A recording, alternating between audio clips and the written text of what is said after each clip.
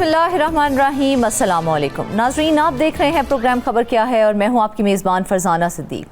आज के प्रोग्राम में हम उन मौज़ूआत पर रोशनी डालेंगे जो हमारे निज़ाम की बुनियादों को झंझोड़ रहे हैं। नाज़रीन, प्रोग्राम के पहले हिस्से में हम बात करेंगे सिविल सर्विस रिफॉर्म्स की, जो बरसों पुराने ढांचे को बदलने का दावा कर रही है। इस पर तफसीली गुफ्तगू करने के लिए हमें ज्वाइन करेंगे नुमाइंदा ख़ुसूसी इस्लामाबाद रियाजुल हक, जबकि प्रोग्राम के दूसरे हिस्से में नज़र डालेंगे खैबर पख्तूनख्वा की सेहत की सूरत हाल पर, जहां हमारे मासूम बच्चे अस्पतालों में बुनियादी सहूलतों के मुंतज़िर हैं। इस बारे में मजीद बताने के लिए हमें ज्वाइन करेंगे ब्यूरो चीफ पेशावर मुमताज़ बंगिश, और आखिर में रुख करेंगे हम सिंध का, वहाँ पर महकमा तालीम का, जहाँ ऑडिट रिपोर्ट ने अरबों रुपए की बेज़ाब्तियों को बेनकाब करके सबको हैरान कर दिया है। इस मामले पर बात करने के लिए हमें ज्वाइन करेंगे शाहिद हुसैन सर्रा। तो नाज़रीन, चलते हैं आज की पहली खबर की जानिब। हुकूमत ने सिविल सर्विस रिफॉर्म्स 2025 का इब्तदाई मुसव्वदा तैयार कर लिया है और हुकूमत का रिफॉर्म्स में शफाफियत और भारी अखराजात को कम करने का अहम हदफ है,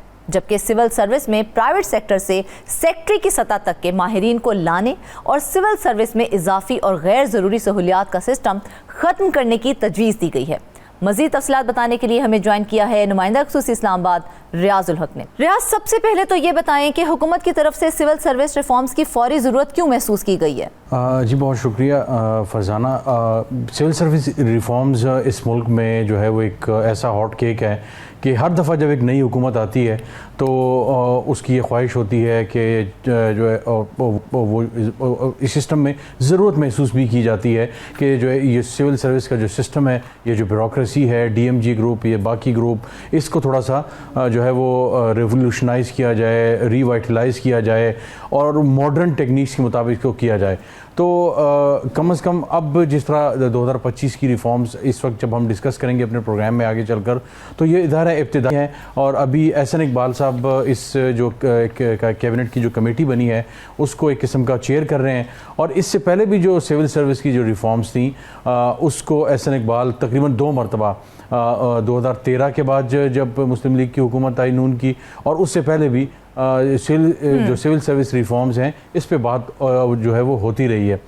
लेकिन बदकिस्मती से कंक्रीट कभी जो है इस पे कुछ जो है हासिल वसूल नहीं हो सका। और जब भी कुछ चीज़ कंप्लीट होने लगती है तो उसमें कुछ ना कुछ जो है वो मसाइल आ जाते हैं। पाकिस्तान तहरीक इंसाफ की जो हुकूमत थी 2018 से 2022 तक की, उन्होंने डॉक्टर इशरत हुसैन जो थे उनकी सरबराही में भी एक कमेटी बनाई थी जिन्होंने मुख्तलिफ जो थी रिफॉर्म्स वो शुरू की थी और बड़ी कम्प्रिहेंसिव वो उसकी भी रिपोर्ट थी। कुछ वो रिफॉर्म्स भी इस कमेटी ने जो है वो अडॉप्ट की हैं और कुछ इनके पास अपनी भी हैं। अभी ये इनिशियल है, अभी तकरीबन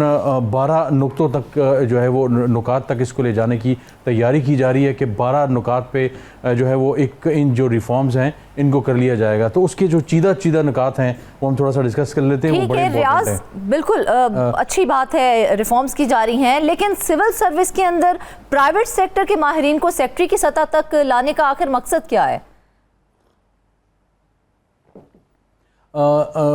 देखिए फरजाना, अब ये वन ऑफ द जो डजन जिसे कहते हैं कि रिकमेंडेशंस हैं ये रिफॉर्म्स की जो प्रपोज़ल है उसके अंदर है कि हम देखते हैं कि फेडरल मिनिस्ट्रीज़ में बहुत सी जगहों पे स्पेस खाली होती है और एक बहुत बड़ा चैलेंज हमेशा से ये रहा है कि एक इदारा मिसाल के तौर पर FBR है, उसके लिए बंदा चाहिए। तो बाद वक़्त हम देखते हैं इस वक्त जो करंट भी हैं लंगड़ियाल साहब वो DMG ग्रुप के हैं, लेकिन इसके अलावा और बाकी अगर हम इस तरह के इदारे देख लें तो उसमें जानने वालों को, दोस्तों को, या जो प्राइम मिनिस्टर के ब्लू आइड होते हैं उन लोगों को मुख्तलिफ जगहों पे लगाया जाता है, चाहे पावर हो, चाहे वो पेट्रोलियम हो जाए, इसके अलावा FBR हो गए और इस तरह के कस्टम्स वगैरह दूसरे जो वो मिनिस्ट्रीज़ हो गई, तो इंडस्ट्रीज़ वगैरह। अब इसमें चैलेंज ये पेश आता है कि जब एक हमारे यहाँ सिस्टम है और कॉलोनियल दौर से थोड़ा बहुत रिफॉर्म हुआ भुट्टो के ज़माने में, लेकिन उसके बाद जो चलता आ रहा है तो उसमें ये होता है कि एक साहब हैं और उनको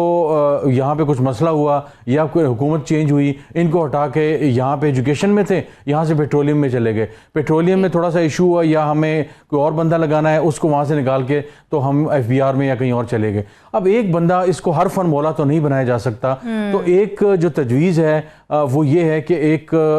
जो स्पेशलाइजेशन स्पेसिफिक जो जॉब्स हैं, जो कैडर्स हैं, वो भी मुतारिफ करवाए जाएं कि मिसाल के तौर पर जिस तरह फॉरेन सर्विस है तो उसमें वो लोग आते हैं जिनकी सारी फॉरेन सर्विस में सारे वो लोग होते हैं, उसमें कोई और बंदा नहीं आ सकता कि सेक्रेटेरिएट ग्रुप से आ गया या पुलिस सर्विस से कोई आ गया। वो सारे के सारे फॉरेन सर्विस के होते हैं, सारी ज़िंदगी उस सर्विस में गुजारते हैं। इसी तरह कस्टम्स में होना चाहिए, इसी तरह कॉमर्स में, इसी तरह तो रियाज जिस तरह से ये रिफॉर्म्स की जा रही हैं, जो तजावीज़ दी जा रही हैं, क्या इससे ब्यूरोक्रेसी की सीनियरिटी या फिर मुस्तकिल मिजाजी जो है वो मुतासिर नहीं हो जाएगी? देखिए, अब ये भी एक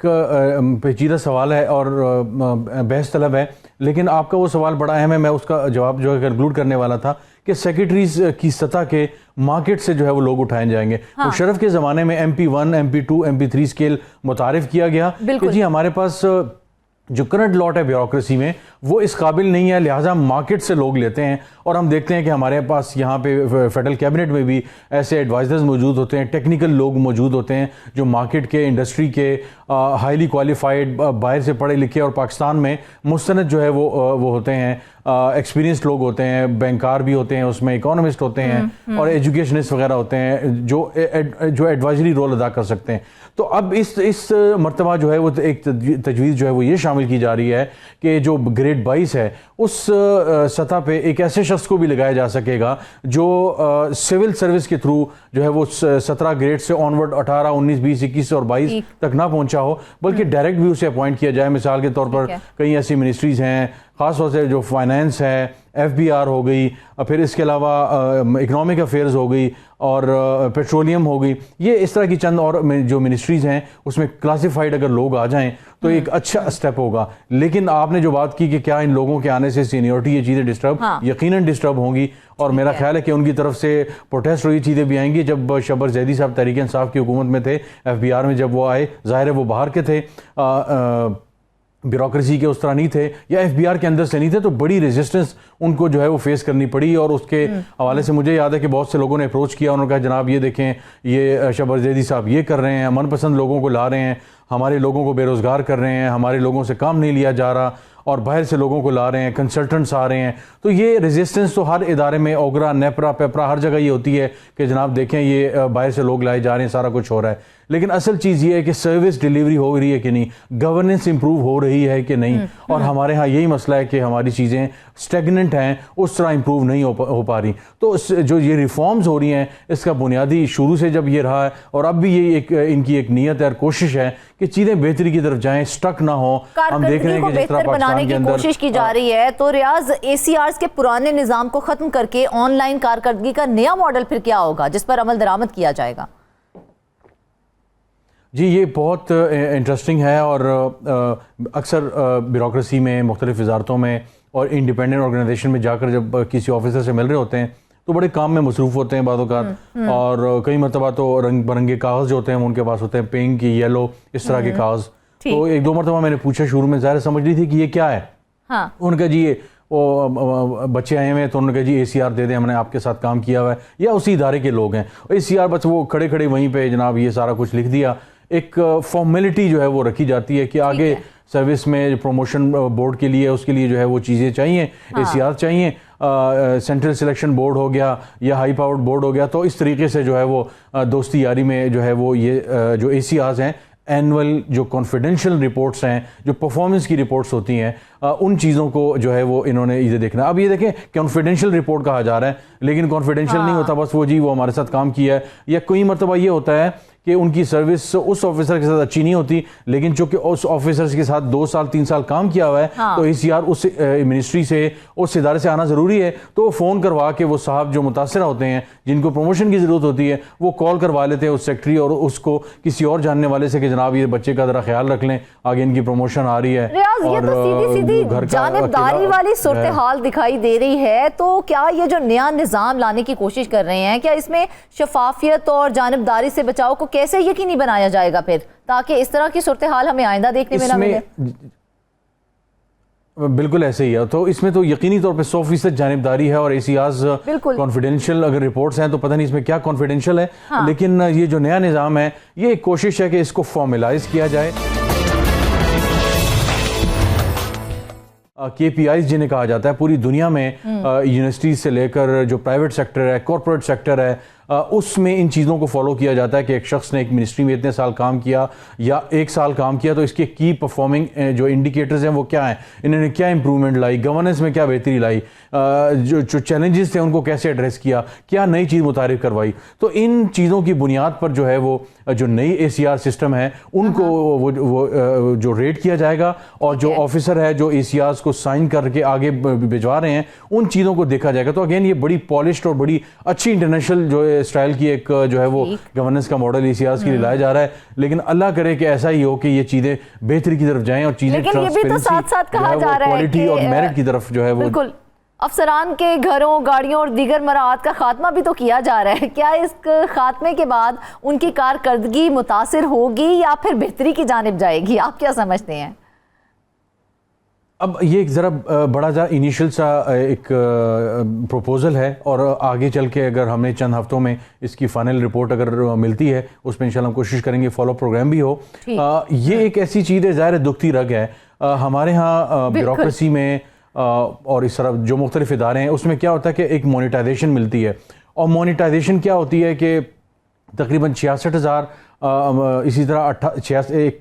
19-20 जो 20-21-22 के हैं 66,000 88,000 77,000 और फिर इस तरह 98-99,000 तकरीबन जो है ना वो 1 लाख तक जो मोनेटाइजेशन है वो मिलती है। यानी आप गाड़ी और ड्राइवर नहीं रख सकते, आप इसके बजाय ये अलाउंस लेंगे। लेकिन होता क्या है कि ये अलाउंस इस तरह का ले लेते हैं अफसरान, उसके बावजूद गाड़ियां इस्तेमाल करते हैं। और यहाँ पे सिर्फ काबीना डिवीजन की अगर बात की जाए तो सैकड़ों गाड़ियां हैं, 200-300 गाड़ियां उनके पूल पे हैं, बल्कि कुछ अर्सा पहले तो तकरीबन साल पहले 8 माह पहले नई गाड़ियां भी आ चुकी हैं। तो ये एक चैलेंज है और जब उनसे बात की जाती है कि सर आपके तो यहाँ पे मोनेटाइजेशन ऑफिसर्स ले रहे हैं, सेक्रेटरीज वगैरह से जब बात करें तो वो कहते हैं जी ये देखें अब यहाँ से असम्बली जाना होता है या कॉन्फ्रेंस के लिए या सेमिनार के लिए कहीं जाना होता है तो वो कैसे जाएं। तो भाई वो अपनी गाड़ी में जाएं, ये पैसे तो दिए 1 लाख रुपए अगर दिए जा रहे हैं या 88,000 रुपये दिए जा रहे हैं, 66,000 रुपये दिए जा रहे हैं, इसी काम के लिए दिए जा रहे हैं कि आपने सरकार की जो मशीनरी है, लॉजिस्टिक्स है वो इस्तेमाल नहीं करने और आपने अपना जो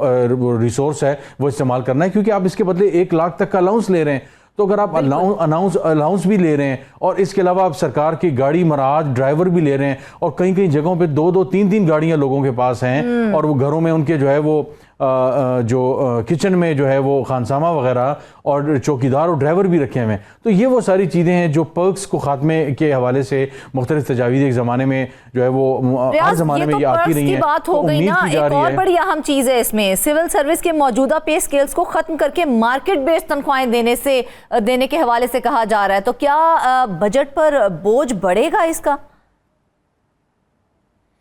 अब देखिए ये एक अच्छा प्रपोजल इस सिलसिले में है कि अब कुछ अरसा हुआ है कि जो सिविल सर्विस है उसके लिए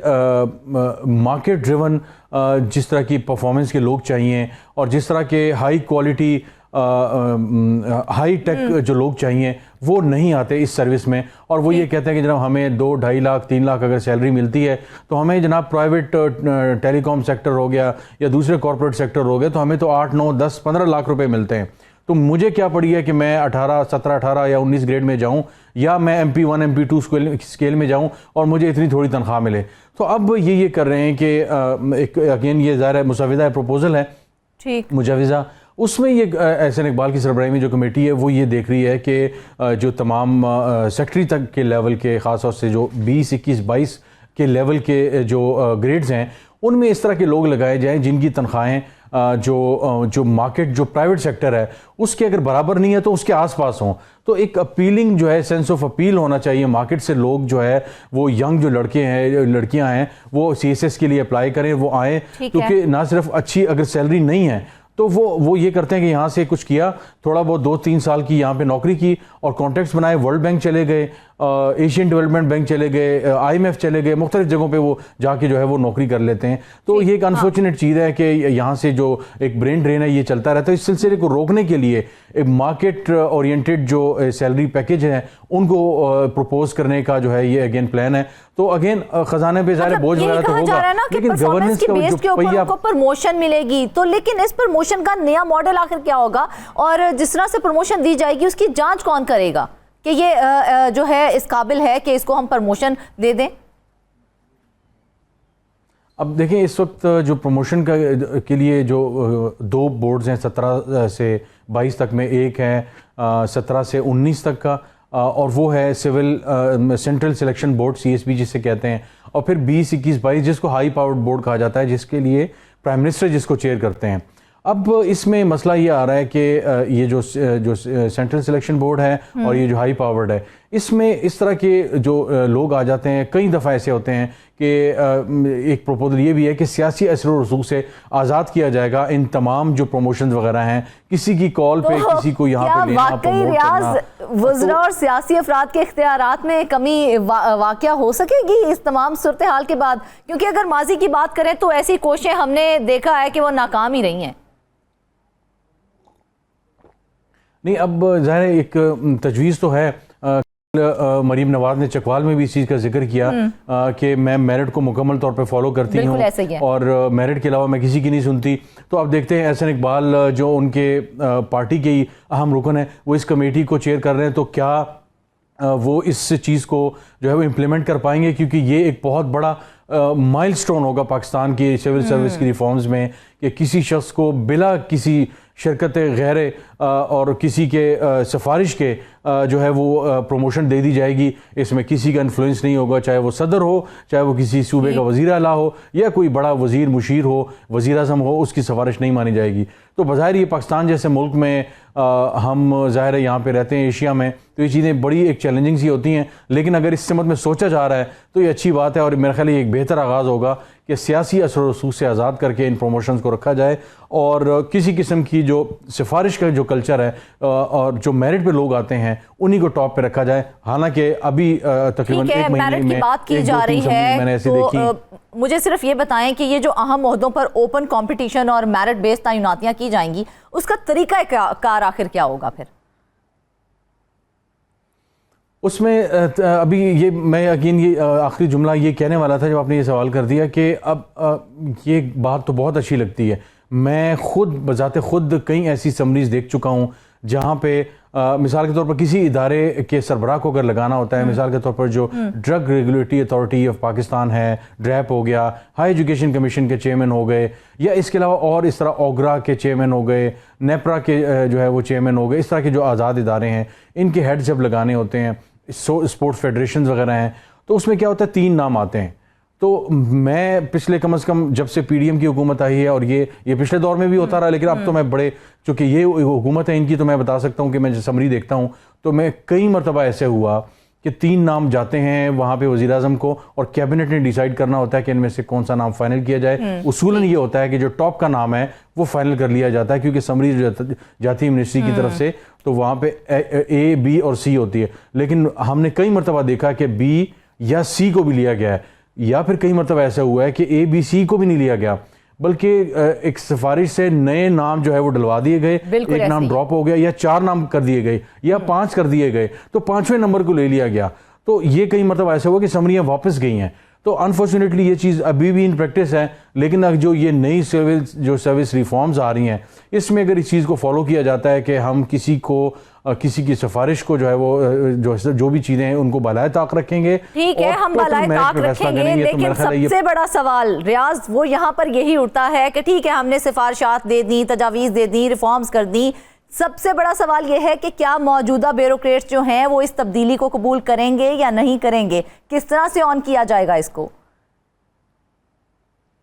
जब भी हाई पावर्ड बोर्ड होता है और स्पेशली जो सेंट्रल सिलेक्शन बोर्ड होता है, उसमें हमेशा से ये रहा है, हर वक्त इस वक्त जब हम बात कर रहे हैं शायद दर्जनों केसेस ऐसे हैं जो इस्लामाबाद हाई कोर्ट में गए हैं ऑफिसर्स जिन्होंने कहा मेरी अकतलफी हुई है, मेरे नंबर पूरे थे, मुझे नंबर कम दिए गए, या इंटेलिजेंस की रिपोर्ट्स थी वो सही नहीं थी, जिनकी बुनियाद पर जो है मेरी जो है मुझे सुपरसीड किया गया और जो है वो मेरी प्रमोशन नहीं की गई। इसी तरह 20, 21, 22 में भी लोग अदालतों में जाते हैं। बल्कि हाल ही में एक को मामला भी हुआ, तो हमारे जो सीनियर कोलीग भी हैं, दोस्त हैं, शहबाज राना एक्सप्रेस ट्रिब्यून के रिपोर्टर, उनके हवाले से एक ब्यूरोक्रेट उनके खिलाफ इस्लामाबाद हाई कोर्ट चली गई और उन्होंने कहा जनाब इन्होंने जो है वो कहा कि प्राइम मिनिस्टर ने इनकी परफॉर्मेंस की वजह से इनको जो है वो एक पूल में डालने की जो है वो सिफारिश की है, तो आपने खबर क्यों चलाई है? तो ये एक बड़ा चैलेंज तो है कि अदालतों में लोग जाते हैं, लोग ऑब्जेक्ट करते हैं, ब्यूरोक्रेसी हमने आज गुफ्तगू की है, उस गुफ्तगू से ये वाज़े ज़रूर हुआ है कि तब्दीली का जो रास्ता होता है वो कभी भी आसान नहीं होता, मगर ज़रूरी ज़रूर होता है। सवाल ये है कि क्या हम सब इस अमल में संजीदा हैं या नहीं हैं। हमें संजीदा होना पड़ेगा। वापस आएंगे ब्रेक के बाद। वेलकम बैक नाज़रीन। अब हम बात करेंगे खैबर पख्तूनख्वा की, जहां पर सेहत के हवाले से हुकूमत के बुलंदो बांग दावे आप सबने सुने होंगे और देखे भी होंगे, लेकिन हकीकत यह है कि ज़मीनी सूरत हाल उन वादों से बिल्कुल मुख्तलिफ है। सेहत की सहूलतें किसी भी मुआशरे के लिए ज़िंदगी और मौत का सवाल होती हैं, और जब बात बच्चों की हो तो ये मसला और भी हसास हो जाता है। हमारे वो मासूम बच्चे जो आबादी का निस्फ हैं, आज भी अस्पतालों में बिस्तर के इंतज़ार में तड़प रहे हैं। पेशावर में 200 बेड्स पर मुश्तमिल बच्चों का अस्पताल 15 बरस बाद भी शुरू नहीं हो सका है। ये रिपोर्ट खैबर पख्तूनख्वा में बच्चों की सेहत से मुतालिक एक संगीन और तशवीशनाक तस्वीर पेश करती है। मजीद इस बारे में बात करने के साथ मौजूद हैं ब्यूरो चीफ पेशावर मुमताज़ बंगिश। मुमताज़, सबसे पहले तो ये बताएं ना कि 15 साल इज़ टू मच टाइम, इसमें 200 बेड्स का जो अस्पताल है वो शुरू ही नहीं हो सका। आखिर इस ताखीर की असल वजह क्या है? शुक्रिया फरजाना। दरअसल बात यह है कि हमारे हुक्मरान बदकिस्मती से वो काम करते हैं कि जहाँ पे उनको क्रेडिट मिलता है। ज़ाहिर है 15 साल कबल जब ये अस्पताल शुरू किया जा रहा था तो उस वक्त किसी और पार्टी की हुकूमत थी और वो उसका क्रेडिट लेना चाह रही थी, लेकिन बाद में उनकी हुकूमत आई नहीं और ये अस्पताल जो है ये इसी तरह मतलब इस पर काम तो जारी रहा और काफ़ी काम उस पर मुकम्मल भी हो चुका है। लेकिन अब जब ये मुकम्मल होगा तो ज़ाहिर है क्रेडिट वो पुरानी हुकूमतों को ही जाएगी, तो इसलिए वो इसमें ज़्यादा इंटरेस्टेड दिखाई नहीं दे रहे हैं। हालांकि ज़रूरत इस हद तक है कि इस वक्त सूबे के जो बड़े अस्पताल हैं जिनको MTI हॉस्पिटल्स कहते हैं, वहाँ पर भी बच्चों के वार्ड्स में जो बेड्स हैं वो बच्चों की तादाद की मुनासिबत से इंतहाई नाकाफ़ी हैं। आप फरजाना इस बात से अंदाज़ा लगा सकती हैं कि जिस तरह आपने कहा कि बच्चे हमारी आबादी का निस्फ हिस्सा हैं, तो खैबर पख्तूनख्वा में जो एल्डर्स हैं, जो बड़े हैं, उनके लिए जो बेड्स की तादाद है वो कोई 60,000 के करीब है। लेकिन इसके मुकाबले में इतनी ही तादाद बच्चों की है, लेकिन बच्चों के लिए बेड्स की जो तादाद है वो 2,000 से ज़्यादा नहीं है। मतलब 2,000 और 60,000 में बहुत ज़्यादा फ़र्क है। ये सिर्फ मैं MTI हॉस्पिटल्स या बड़े हॉस्पिटल्स जो टीचिंग हॉस्पिटल्स हैं, मैं सिर्फ उनकी बात नहीं कर रहा, बल्कि खैबर पख्तूनख्वा में जितनी भी डिस्ट्रिक्ट्स में जो हॉस्पिटल्स हैं या जो पेरिफेरी में जितनी भी हॉस्पिटल्स हैं उनकी बात हो रही है।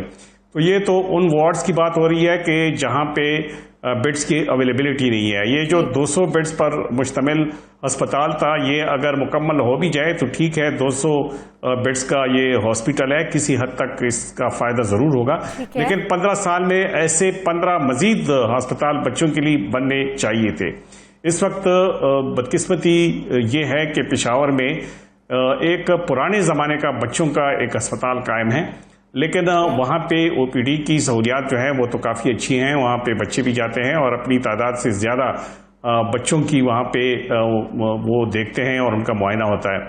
और बच्चे दाखिल भी होते हैं। लेकिन वहाँ पे जो जदीद सहूलियात हैं उसकी कमी है। मिसाल के तौर पे वहाँ पे नर्सरी की कोई सहूलत नहीं है, वहाँ पे जदीद जो टेक्नोलॉजी है उससे इस्तेफादा नहीं किया जाता। पुराना अस्पताल है, वहाँ पे OPD में बच्चे तो देख दिए जाते हैं, लेकिन जब ज़्यादा सीवियर किस्म की का मरज़ हो तो उससे बड़े अस्पतालों में रेफ़र किया जाता है। और बड़े अस्पतालों की हालत यह है कि वहाँ पे जो बेड्स हैं, एक एक बेड पे 2-2, 3-3 बच्चे जो हैं पड़े रहते हैं। मज़ीद की जिम्मेदारी है, बल्कि ऐसे तमाम मसला है। इस मसले पर हुकूमत की जानिब से किसी किस्म की कोई हंगामी बुनियादों पर मनसूबाबंदी नहीं की जा रही। कोई मनसूबाबंदी नहीं है और अक्सर हम वर्कशॉप में और सेमिनार में ये बातें सुनते हैं कि खैबर पख्तूनख्वा में जो बच्चों की अमवात की शरह है वो इतनी है। कोई इस बात पे सोचता नहीं है कि ये इतनी शरह क्यों है। वहाँ पे ये भी कहा जाता है कि जो न्यूनेटल्स हैं, जो नौज़ायदा बच्चे हैं, वो चूंकि प्री मैच्योर पैदा होते हैं, उनकी अमवात वाक़या हो जाती है, या शुरू ही में उनको मुख्तलिफ किस्म के अमराज लाक हो जाते हैं, तो उनकी वजह से ये बीमारियां पैदा हो चुकी हैं। वो अमराज की वजूहात का तो बताया जाता है कि चूंकि ये वजह है, कज़न मैरिजेज हैं, उसकी वजह से थैलेसीमिया का मरज़ है, फलां वजह है, उसकी वजह से बच्चों में, नौज़ायदा बच्चों में ये बीमारी हो गई, एपिलेप्सी हो गई है, ये चीज़ें हो गई हैं। लेकिन कभी किसी ने ये नहीं कहा कि जब बच्चा एक दफ़ा पैदा होता है तो सबसे तो पानी गुजरा होता है, अब उसको इलाज की जरूरत है। बिल्कुल उसका तो सदेबाप नहीं किया जा सकता। सदेबाप तो आप बेशक करें, इस पे कोई ऐसी बड़ी बात नहीं है कि अगर हुकूमत सदेबाप के साथ साथ जो बच्चे बीमारियों के साथ पैदा होते हैं उनके लिए भी सहूलियात फराहम करें। जब अस्पताल में नर्सरी ना हो, या अगर नर्सरी हो तो उसकी तादाद 30 और 40 हो, तो क्या तवक्कुर रखी जा सकती है कि ऐसे बच्चों सरकारी अस्पताल तो बजाय यहाँ पर अगर प्राइवेट अस्पताल की बात की जाए तो वहाँ भी बच्चों के इलाज के लिए सहूलियात ही मौजूद नहीं है। वो इस काबिल ही नहीं है कि वो उनका इलाज कर सके, फिर भी उन्हें जबरदस्ती रेफर किया जाता है कि आप प्राइवेट हॉस्पिटल में जाएं। तो आपको नहीं लगता कि ये माँ बाप और बच्चों की जिंदगियों से खेलने के बराबर है?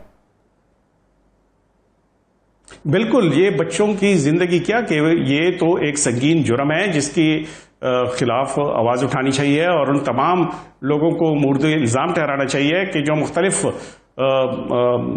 ओहदों पे काम करते रहे हैं, ख्वाह वो पॉलिटिशियंस हों, ख्वाह वो ब्यूरोक्रेसी में हों, हेल्थ डिपार्टमेंट में हों, ख्वाह वो सेक्रेटरीज हों। इसकी वजह यह है कि खैबर पख्तूनख्वा में जो माहिर अमराज अतफाल हैं,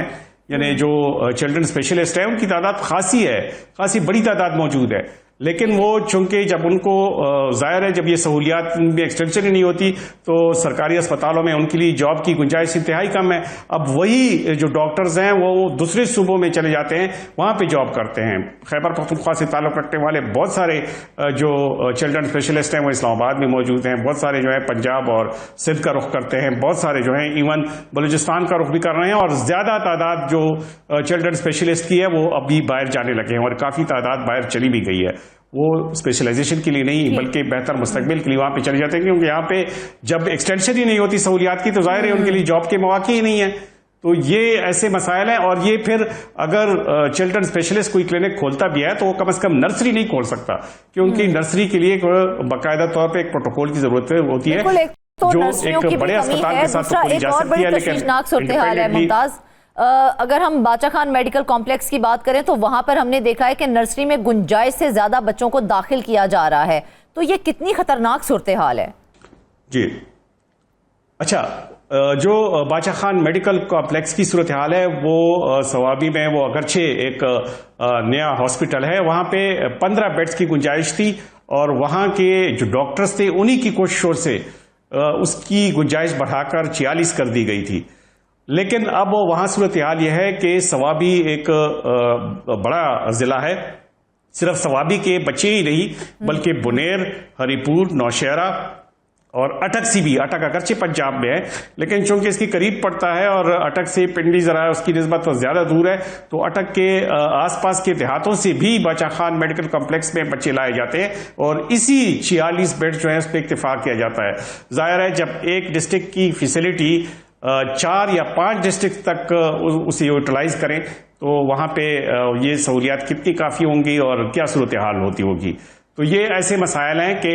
इस पे हुकूमत ने ना तो तवज्जो दी है और ना ही आने वाले बजट में कोई ऐसी चीज है कि जिसकी बिना पे ये कहा जा सके कि हाँ आने वाले दिनों में शायद से क्या मौकिफ है, वो बच्चों की सेहत के हवाले से किस तरह की तरजीहात में शामिल की जा रही है कि बच्चों की सेहत को तरजीह दी जाए? सूबाई हुकूमत तो हर बार जब बजट भी पेश करती है तो हमेशा से ये कहती है कि सेहत और तालीम जो है उनकी तरजीहात में शामिल है। बिल्कुल, लेकिन सेहत और तालीम जो है उनकी तरजीहात में जरूर शामिल है।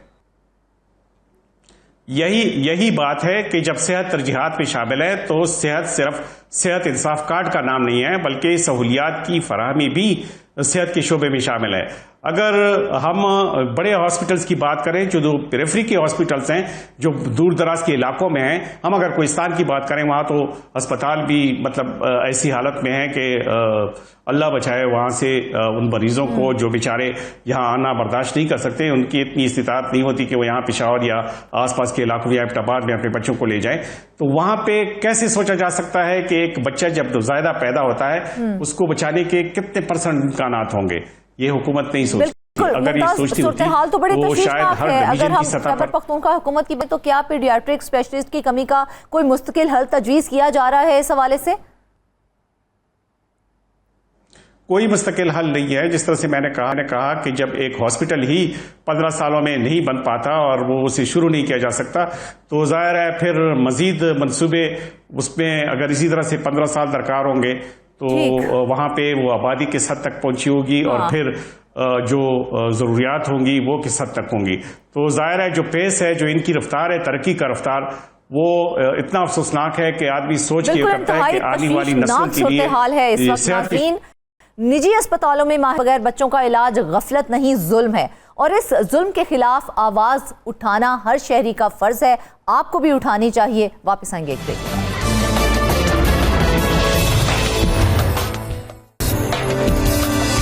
वेलकम बैक नाज़रीन। अब हम आपको बताएंगे कि महकमा तालीम सिंध में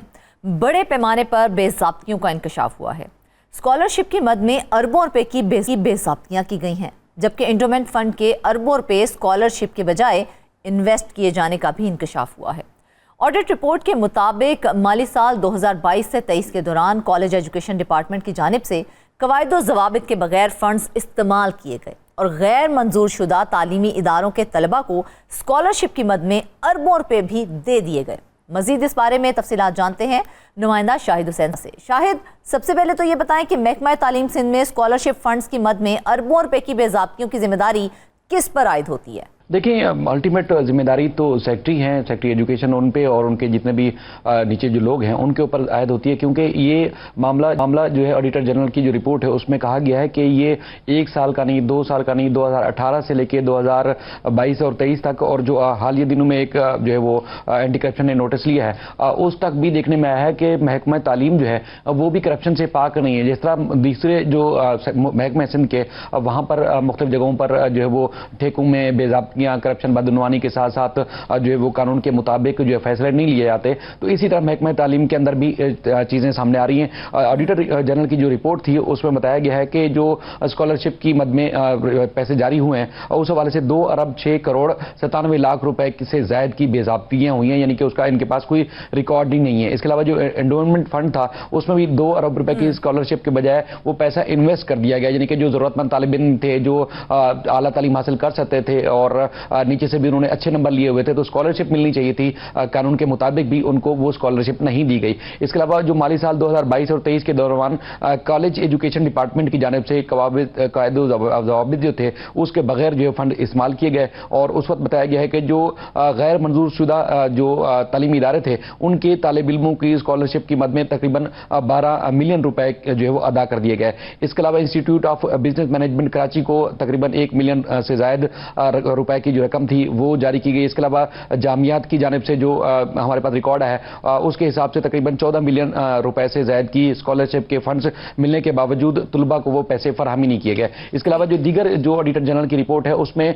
96 मिलियन की और जो है वो अदायगी हुई है, और उसकी भी इनके पास कोई दस्तावेजाती या कोई रिकॉर्ड नहीं है, और बार बार ऑडिटर जनरल के कहने के बावजूद, तहरीरी तौर पर लिखने के बावजूद इसका भी जो है वो हिसाब किताब नहीं दिया गया। और ये उन्होंने रिपोर्ट में बताया कि जो सिंध फाइनेंशियल रूल्स के मुताबिक जो रकम की अदायगी होती है उसके वाउचर्स होना जो है जरूरी है, लेकिन इनके पास कोई वाउचर्स नहीं थे। और इसके अलावा जो महकमा तालीम है उनके सामने जून और नवंबर 2023 में ये मामला उठाया गया था, और उसके बावजूद इन्होंने तहरीरी दरखास्त के बावजूद जो महकमा जो एजुकेशन है उन्होंने जवाब नहीं दिया। फिर उन्होंने आगे जाके एक रिपोर्ट में यह भी शाया किया कि 2018 से 2023 तक तवातुर से हम देखते हैं कि इस दौरान तकरीबन 6 अरब 85 करोड़ रुपए से ज्यादा की जो खरीदारी की गई मुख्तलिफ चीजों के नाम पर जो एजुकेशन में होनी थी वो बगैर नीलामी की हुई। हालांकि असूल के मुताबिक ये था एतमाद में नहीं ला सके, मुतमईन नहीं कर सके, उसको किस तरह से जस्टिफाई करेंगे ये लोग?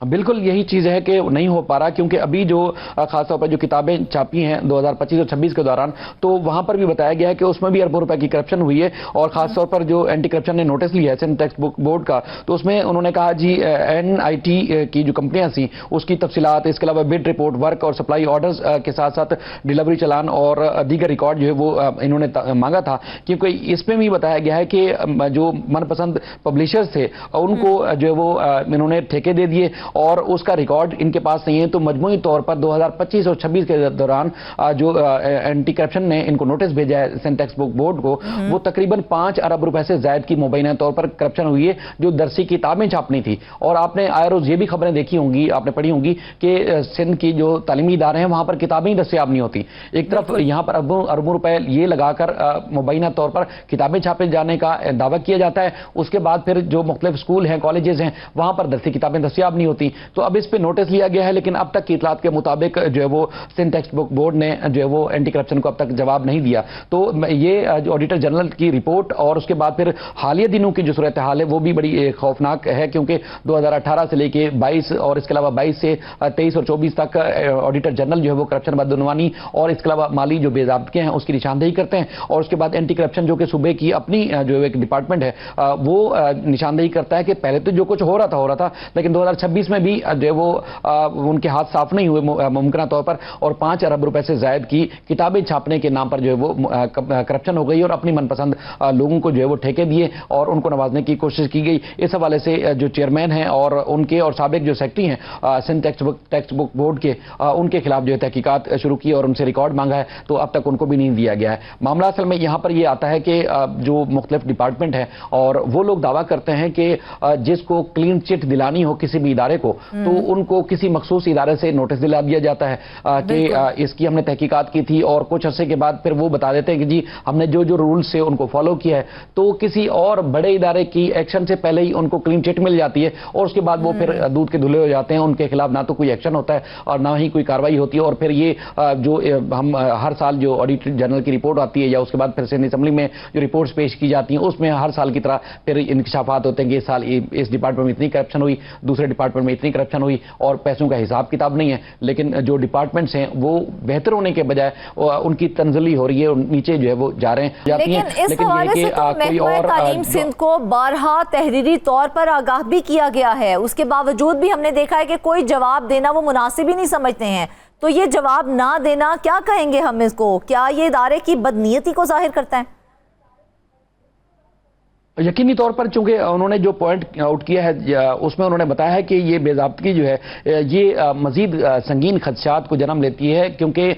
ये चीज़ें जो है वो ना सिर्फ इदारे को मजीद ख़राब करी, तबाह करी, बल्कि जो तालीमी निज़ाम है बुरी तरह मुतासर हो रहा है। और यकीनन गवर्नमेंट के लोगों को इस मामले को देखना चाहिए कि जहाँ पर अरबों रुपए की हेर फेर हो जाती है या बेज़ाब्तगी हो जाती है, जो कवानीन गवर्नमेंट ने खुद बनाया है उस पर अमल दरामद नहीं होता, तो यकीनन फिर जो अफसरान है जिनकी जिम्मेदारी है इन सारी चीज़ों को देखने की, उनकी जिम्मेदारी बनती है और उनसे बात पुरस होना जो है बहुत ज्यादा जरूरी है। इदारा बार बार ये निशानदेही कर रहा है किन किन जो बारीकियों से जो है वो करप्शन की जाती है, किन किन बारीकियों से जो है वो कवानीन को फॉलो नहीं किया जाता। उसके बाद चाहे वो खरीदारी हो, स्कॉलरशिप के नाम पर हो, या फिर जो है वो नीलामियां होनी हो, वो अपने मनपसंद लोगों को दे दी जाती है, कवानीन को फॉलो नहीं किया जाता। हालांकि कोई बाहर से या लेकिन अगर उन कवानीन पर अमल दरामद नहीं किया जा रहा, उनको फॉलो नहीं किया जा रहा, तो उसके खिलाफ कोई कार्रवाई क्यों नहीं की गई? ये रिपोर्ट जारी करने का मकसद यही होता है कि जहां खामी हो उसकी निशानदेही की जाए और उसके बाद फिर जो मुतल्लिका लोग हैं उनके खिलाफ कोई कार्रवाई की जानी चाहिए। लेकिन अब तक जो है इस रिपोर्ट के मुताबिक भी और मुख्तलिफ सोर्सेस हमने मालूम किया कि किसी के खिलाफ कोई कार्रवाई नहीं हुई। जिनकी निशानदेही होती है या सेक्रेटरीज हैं खासतौर पर, जैसे वो कुछ अर्से के लिए एक डिपार्टमेंट में लगाए जाते हैं, उनके पास सारे वो इख्तियारात होते हैं, वो किसी रूल्स को फॉलो नहीं करते, वो एक डिपार्टमेंट में वो कहते हैं हाथ साफ करते हैं, उसके बाद फिर उनका कुछ अर्से के बाद दूसरे इदारे में ट्रांसफर हो जाता है, फिर उसके बाद वो फिर वहां उनकी मौजें होती हैं।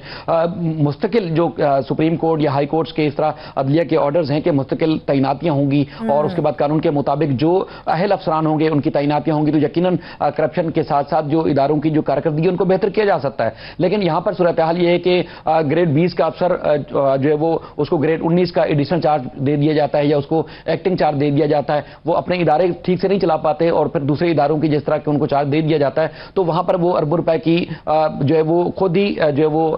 उसमें वर्क ऑर्डर भी जारी करते हैं, स्कीमें जारी करते हैं, उसकी खुद ही मंजूरी दे देते हैं, यानी कि कोई पूछने वाला नहीं। उसके बाद फिर कुछ अर्से के बाद गवर्नमेंट उनसे एक्टिंग चार्ज ले लेती है, तो वो जिस इदारे में उनको एक्टिंग चार्ज दिया गया था वो अपने वहां साफ करके चले जाते हैं, उनसे कोई पूछने वाला भी नहीं होता, ना ही नैब उनके खिलाफ कोई एक्शन ले सकता है, ना ही एंटी करप्शन एक्शन ले सकता है, और फिर इदारे की जो हालत है वो बद से बदतर होती जाती है। ये सारी जो एजुकेशन डिपार्टमेंट में सूरत हाल देखने में आई है, इसी टाइप की देखने में आई है। जो एतमाद करते हैं सरकारी स्कॉलरशिप स्कीम्स पर, उनके एतमाद को क्या ठेस नहीं पहुंचेगी?